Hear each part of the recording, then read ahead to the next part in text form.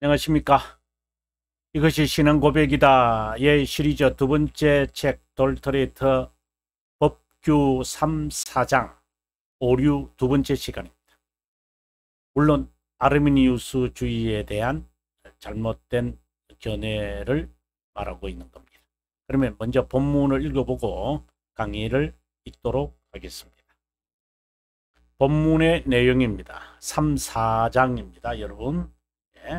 3 그리고 4장. 3, 4장은 여러분 아다시피 그 중생에 관한 이야기인 거죠. 그릇된 자들이 가르치는 것은 영적 은사나 선한 성품과 덕, 즉 선하심, 거룩, 의와 같은 것은 인간이 처음 창조될 때 의지에 속하지 않았기 때문에 이와 같은 것이 타락으로 분리될 수 없었으리라는 것이다 라고 되어 있습니다. 여기서 우리가 주의 깊게 봐야 할 것은 영적 은사, 다른 말로 한다면은 거룩과 의와 같은 의지에 속하지 않았다, 타락으로도 이렇게 되어지는데, 자, 판서를 하면서 여러분들에게 설명해 드리도록 하겠습니다. 보시면 그들은 제 얼굴을 지우고 판서에만 집중하도록 하겠습니다. 아르미니우스 파들은 영적 은사 또는 선한 성품, 덕, 이걸 다른 말로는 거룩, 의와 같은 것, 선하심, 이런 것들이죠. 이런 것들은 인간이 창조될 때에 인간에게 없었고, 다른 말로 한다면 인간의 의지에 없었다, 이 말을 지금 하는 거죠. 그리고 타락으로 이것이 분리될 수 없었다는 것이다. 이런 것이 타락으로 인해서 그릇되게 되었다 하더라도 의지에는 영향을 끼치지 않습니다 라고 하는 이야기입니다. 자, 제가 지난 시간에 여러분들에게 설명을 했는데, 마치 그 오류 1은요, 전적 타락을 부인하는 거고요. 오류 2는요, 전적 부패를 인정하지 않는 것이에요. 타락과 부패의 차이점을 제가 여러분들에게 한번 언급을 한 적이 있는데, 다시 한번 제가 언급하겠습니다. 이 depravity, 영어로서 depravity라기도 하고 또는 fall, 이렇게 대문자로 쓰기도 합니다. fall이라는 단어를 쓰잖아요. 근데 부패라고 하는 것은 corruptive 또는 corruption 이렇게 돼 있어요. 그래서 부패는 영의 기능과 관련되어 있어서 기능을 발휘하지 못하, 그러니까 썩은 거죠. 그러나 이 타락은 하나님과의 관계를 지금 이야기하는 거예요.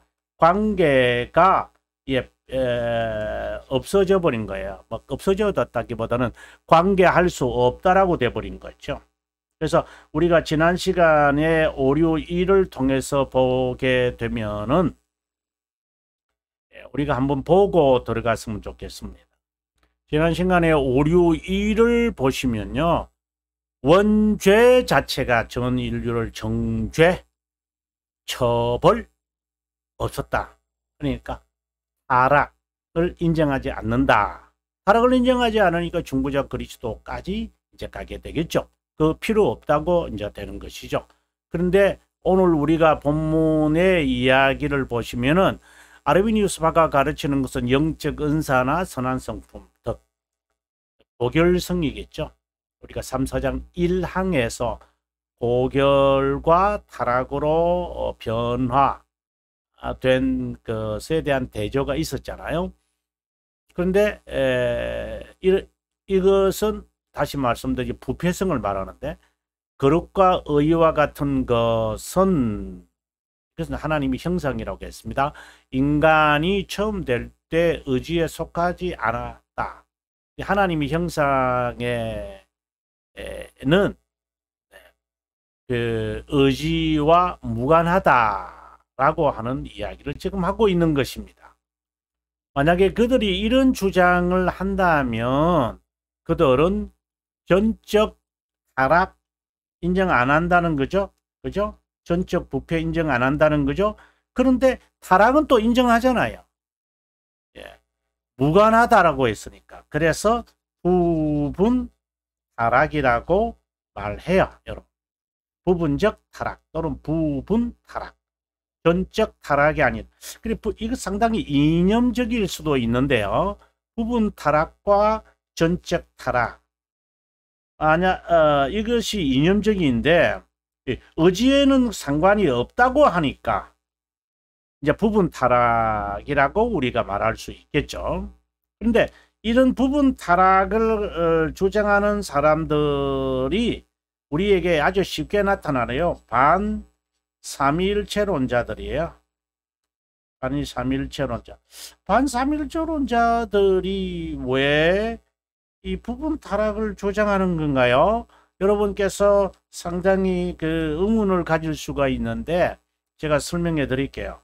그 다음에 또 있습니다. 삼신론자들입니다. 이게 다 이제 여기서 파생되어지는 건데요. 그 다음에 단일신론자들이에요. 왜 단일신론자들? 다른 말로 한다면 유니테리안이라고 보시면 돼요. 유니테리안주의다 이렇게 보시면 돼요. 이거는 일신론자 뭐 이렇게도 해석을 하기도 합니다만은, 자, 이런 자들을 여러분 잘 보셔야 됩니다.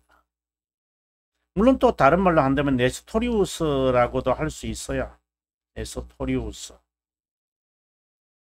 여기 글자가 바뀌어졌네요. 네스토리우스라고 할 수 있어요.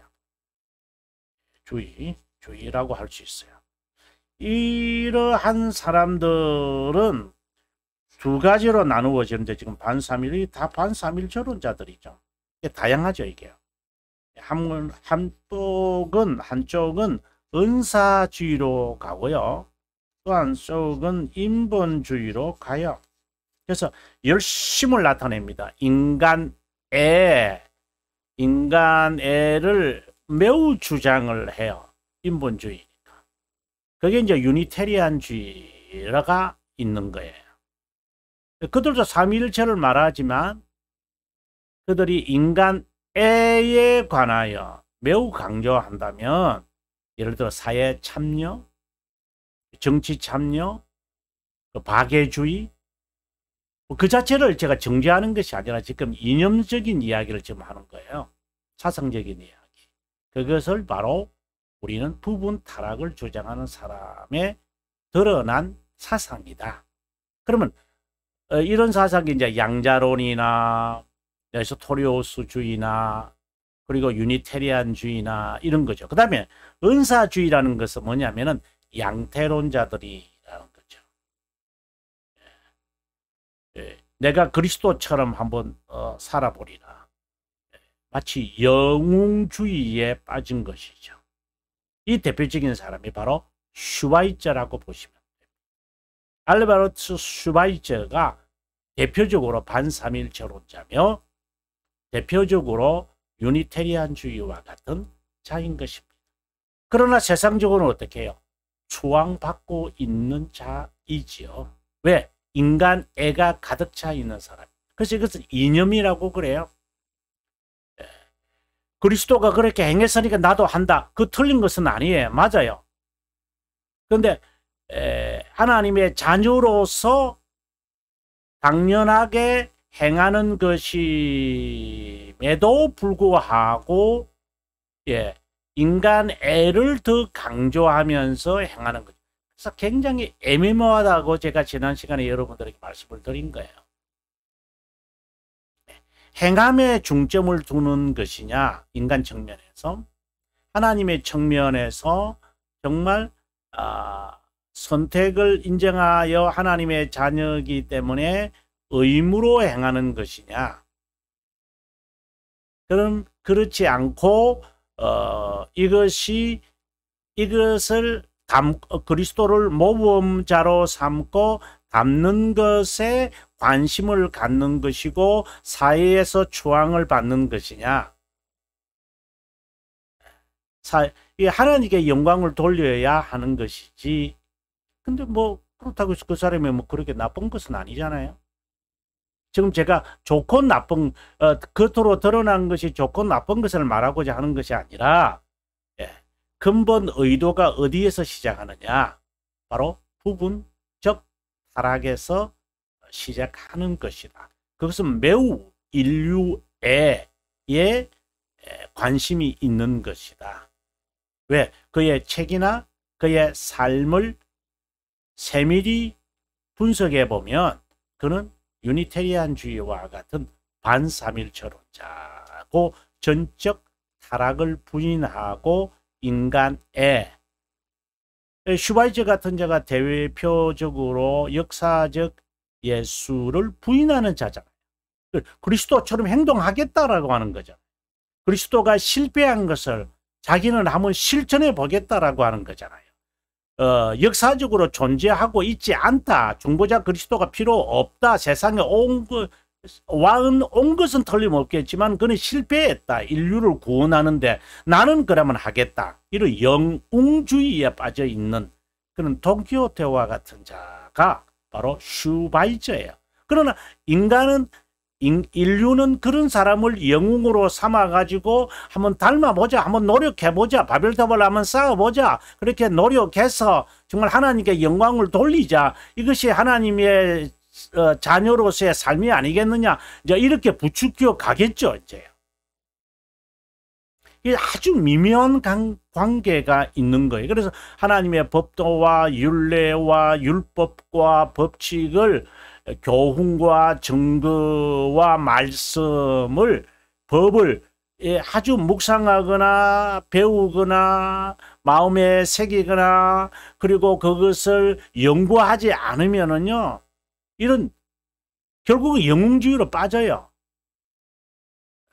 이게 정말 구분하기가 쉽지 않을 거예요, 여러분. 자, 그러면 이들은 지금 아르미니스주의는 여기에 부분 타락을 주장한다. 그런 부분 타락을 주장하는 사람들이 이런 것을 주장하게 되어진다 라고 하는 것을 먼저 여러분께서 아시면 좋을 것 같아요. 그 다음에 부분 타락을 주장하는 사람, 우리가 본문을 다시 한번 보시면요, 영적 은사나 선한 성품과 덕, 선하심, 거룩함, 의와 같은 것, 이런 모든 것들이 그대로 존재하고 있다라는 거죠. 다시 말해서 부패성을 인정하지 않죠. 그러니까 전적 부패를 인정하지 않는다. 우리가 이 전적 부패가 잘 드러나는 것은 영의 기능이라고 그랬어요. 그렇죠? 영의 기능에 따라 이것이 부패되어졌으니까 이것이 결국은 어느 쪽으로만 간다 그랬죠? 바로 극단적 이기심으로만 향하여 가겠죠. 하나님은 이 그 영적 기능이 이제 부패해져 버렸기 때문에 극단적 이기심으로 가는 것을 하나님은 돌리시죠. 그래서 우리는 중생이라고 그러잖아요. 중생을 뭐라고 하느냐? 의지의 전환이라고 그래요. 자, 우리가 이것은 잊어버리면 안 돼요. 여러분, 의지의 전환이다. 이는 칼빈 선생이 이미 말했던 것인데요. 근데 아르미니스 주의는 의지에는 타락도 부패의 영향을 받지 않았다라는 것을 이 사람들은 전제하잖아요. 그렇다면 지난 시간에는 제가 중보자 그리스도를 인정하지 않는다고 이야기했고, 오늘 본문에서 보면은 그들은 중생도 인정하지 않는 거죠. 그래서 부패는 중생과 관련이 있고 타락은 그리스도와 관련이 있는 거예요. 한번 정리해 볼까요? 부패는 무엇과 관련이 있어요? 중생과 관련이 있고, 그 다음에 전적 타락은 무엇과 관련이 있을까요? 바로 중보자 그리스도와 관련이 있는 것이죠. 조금 정리가 되시는지 모르겠습니다. 그래서 중생이라는 것이 뭐냐? 의지의 전환이다.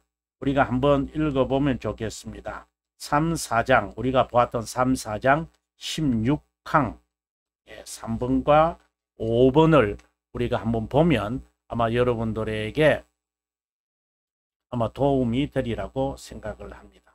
3, 4장 16항으로 여러분들을 모시겠습니다. 자, 보시면 5, 6번이죠. 자, 봅니다. 5번, 6번. 이런 가운데 우리의 의지는 참되고 영적인 회복과 자유가 일어날 것이다. 이 중생에 관한 이야기 15항에 보시면은 Regenerations Effect라고 했어요. 그리고 6번을 봅니다. 그래서 모든 선행의 놀라운 저자가 우리 안에 역사하지 않는다면 인간은 자유의 의지를 악용하여, 아주 시사적인 이야기입니다. 순전한 상태에서 자신을 파멸로 치닫게 하고 그 타락으로부터 회복할 어떤 가망성도 없다. 그러니 의지의 전환이 있어야 한다 라는 것을 우리에게 말씀하고 있는 거예요. 중생이 의지의 전환이라고 했는데요. 한번 여기에서 우리가 한번 봅시다, 여러분. 지금 12항이잖아요. 초자연적 역사인 중생에 관한 설명이었잖아요. 동그라미 3번을 한번 보시기 바랍니다. 하나님께서 자신 편에서 이행하신 후 중생되려는 것이나 그렇지 않든지 회심되려는 것이나 그렇지 않으면은 계속하여 회심 되려는 것이나 그렇지 않으면은 계속하여 회심되지 않은 채로 있는 것이 인간의 능력 안에 여전히 남아 있다라고 합니다. 그 다음에 우리가 볼 것은 중생에 관한 이야기인데요. 이거는 신앙고백서, 웨스트민스터 신앙고백서입니다. 효과적 부르심에서 10장 1항의 세 번째를 한번 보시기 바랍니다. 동그라미 3번입니다. 그들의 의지를 갱생시키고 자신의 전능한 권능으로 그들이 선한 것을 결심하게 한다. 하나님의 전능한 권능으로 회심시키시는 것이죠. 그렇죠? 네. 자, 의지의 전환에 대하여 부패를 인정을 안 하기 때문에 의지는 보존되어 있다. 이제 우리가 오류 3에서 가겠습니다만은 의지는 방해받았다라고 하는 이야기를 그들은 주장하잖아요. 근데 갱생이 일어나야 되는 거예요. 근데 그들은 이러한 중생을 인정하지 않겠죠. 왜? 그들은 중생이라는 것을 인정하지 않기 때문에 중생의 의지의 전환을 그들은 인정하지 않거든요. 그러면 우리가 다시 본문으로 다시 돌아왔어요. 우리가 한번 보도록 하겠습니다. 자, 본문으로 돌아오면 그릇된 자들이 가르치는 것은 영적 은사나 선한 성품, 네, 이것은 하나님의 형상이라고 제가 했는데요. 처음 창조될 때 의지에 속하지 않았다. 의지의 전한 중생을 그들이 부인하는 것, 우리가 쉽게 볼 수 있겠죠. 그리고 이와 같은 것은 타락으로 분리될 수 없었다. 타락이 이것을 분리시키는 것이 아니었다라고 말합니다. 네. In the fall이라고 되어 있잖아요. 타락에서도 그 의지가 이런 그 영의 기능이 부패한 가운데서도 뭐 어떻게 본다면 좀 견고하게 버티고 있었다. 뭐 이렇게 말하면 되는지 모르겠습니다만. 자, 이에 대해서 우리 신앙의 선배님들은 뭐라고 말하고 있는지 봅니다. 사도 바울은 말하죠. 에베소서 4장 24절에서 말하는 하나님의 형상, 이게 바로 하나님의 형상이죠. 에 대한 설명과 모순된다. 그에 의하면 그 형상은 틀림없이 의지에 속하는 공의와 거룩으로 구성되어 있다. 의와 거룩. 우리가 한번 판서를 해서 한번 봅니다.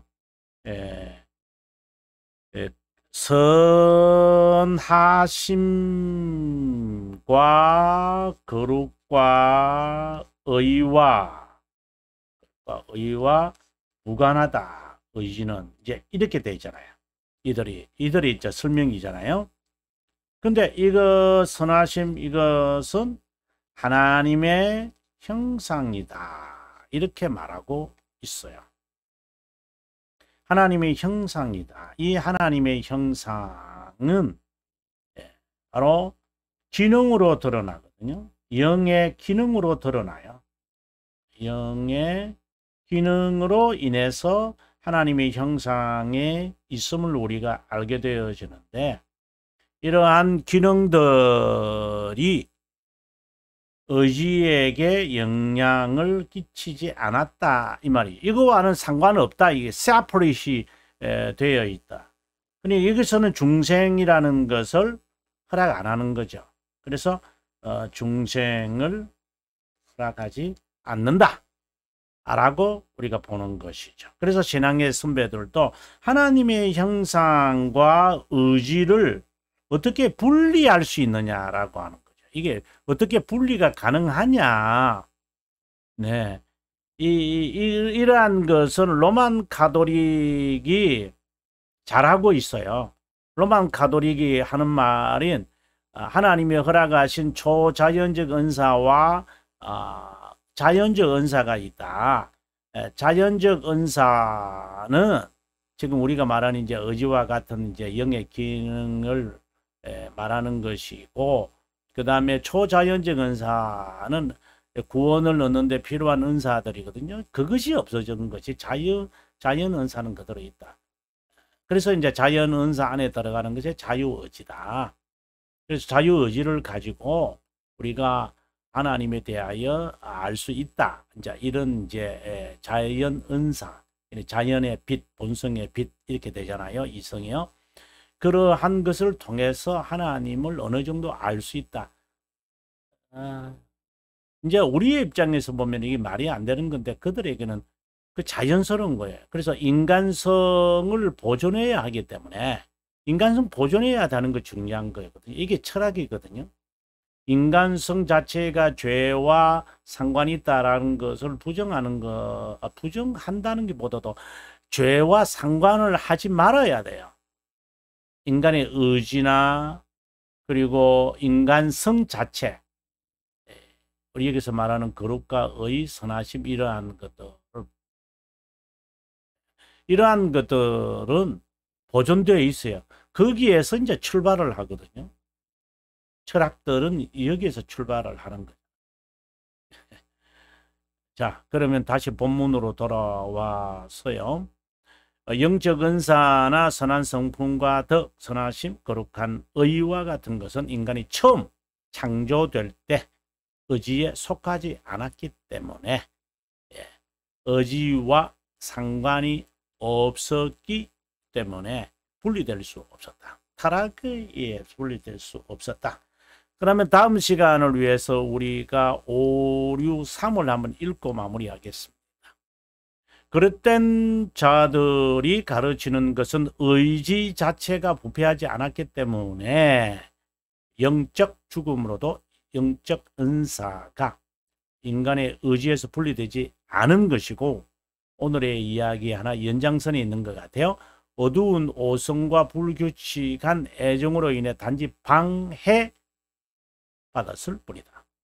오늘의 이야기 오류 2를 좀 더 자세하게 말하는 듯한 느낌입니다. 또 이런 방해물을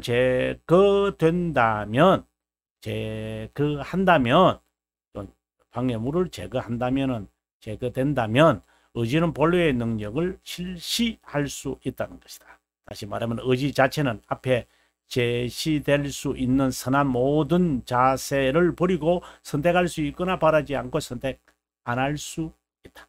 예, 다음 시간에 여러분에게 인사드리고 강의하도록 하겠습니다. 남은 시간 편안하게 보내시고요. 강의를 들어주셔서 감사합니다.